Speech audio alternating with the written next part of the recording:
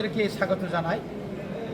আজকে আমরা অত্যন্ত সুখের দিন বলেই আমরা মনে করছি, কারণ সিমনা বিধানসভা কেন্দ্রের মধ্যে আমাদের যারা সমতলবাসী, বিশেষ করে আমাদের বাঙালি ভাই এবং হিন্দুস্তানি ভাইয়েরা সর্বমোট ৬৬ পরিবার এবং ২৫১ ভোটার আজকে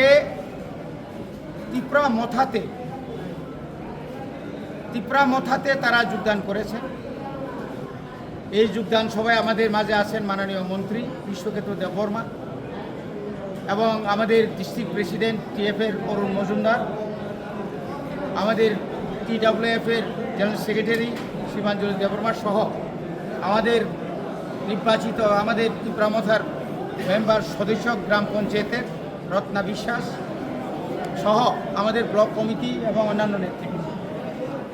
কারণ আপনারা নিশ্চয়ই জানেন, ইদানিংকালে রাজ্যের ধর্মনগর থেকে সাকরুন পর্যন্ত বিভিন্ন এলাকায় বিভিন্ন জেলাতে রাজ্যের শাসক দল, হয়তো আপনারা প্রশ্ন করতে পারেন আপনারাও তো ওদের সঙ্গে আছেন, তারপরেও বিশেষ করে এই সিমনা এলাকায় আমাদের যারা সমতলবাসীদের মধ্যে একটা তাদের মধ্যে একটা নতুন করে একটা জাগ্রত হয়েছে যে আমরা জাতীয় দল সেরে আঞ্চলিক দলের দিকে আমরা থাকব।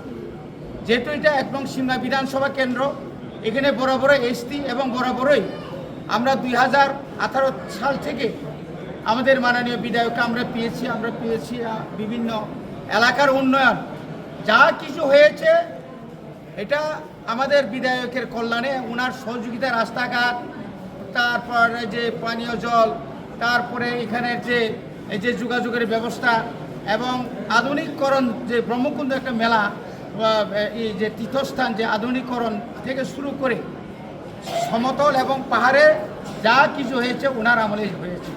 আমরা 25 বছরেও সেটা দেখতে পাইনি।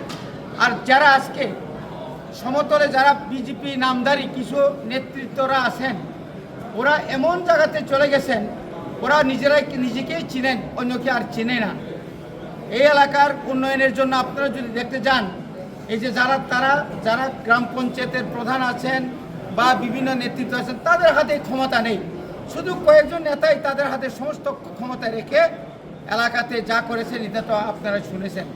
কাজে আজকে যারা নবাগতদের আমরা অত্যন্ত খুব আনন্দের সহিত এখানে জাতি উপজাতি এবং এটা শান্তি সম্প্রীতি এবং এলাকার উন্নয়নের স্বার্থে ওরা বলেছে আগামী দিনে এই এলাকায় আরও বিরাট অংশ সমতলের বিরাট অংশ ওরা আমাদের তিপ্রা মথাতে যোগদান করবে এবং আমরা আশা রাখি এই এলাকা উন্নয়নের জন্য আমরা ওদের সঙ্গে থাকব, ওনাদের পাশে থাকব, আপদে বিপদে সমস্ত কিছুতে আমরা থাকব।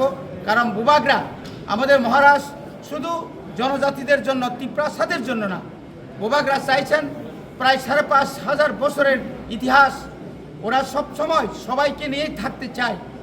আমরা গ্রেটার ত্রিপুরাল্যান্ড চাইতে পারে, গ্রেটার ত্রিপুরাল্যান্ড আমরা দাবি করতে পারি, এটা আমরা আশা রাখি পাবো। তার মধ্যেও এখানে কোনো জাতি ধর্ম কোনো ভেদাভেদ থাকবে না। এটা হচ্ছে আমাদের মোটো, এটা হচ্ছে আমাদের বক্তব্য, এটা হচ্ছে আমাদের মহারাজা বক্তব্য।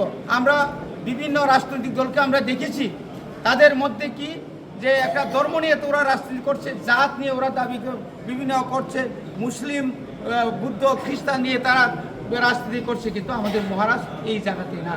মহারাজ সবাইকে নিয়েই এই রাজ্য তাকে উনি পরিচালনা করতে চায় এবং উন্নয়ন করতে চায়।